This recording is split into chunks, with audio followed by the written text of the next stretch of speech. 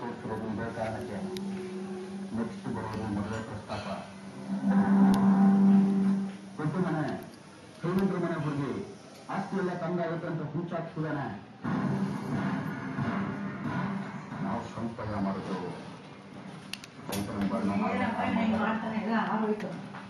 ಅದಕ್ಕೆ ನಾವು ಅವಕಾಶ ಮಾಡ್ತೀವಿ.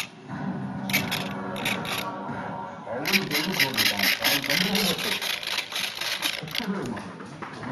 ಮದುವೆ ಆಗ್ತಾಳೆ ಅಂತಂದ್ರೆ ಜನ ನಗ್ತಾರೆ. ನಮ್ಮ ಮನೆಯಾದ್ರೆ ಹಾಳಾಗುತ್ತಾನ. ಅದಕ್ಕೆ ಅವತ್ತು ಇರೋದು ಏನೋ ಮಗನ ಒಂದು ಜಗತ್ತಲ್ಲಿರೋದು ಲವ್ ಮಾಡ್ತಿರತ್ತಲ್ಲ, ಅವಳು ನಾವು ಹೋದಾಗ್ತಿರ್ಬೇಕಷ್ಟೇ.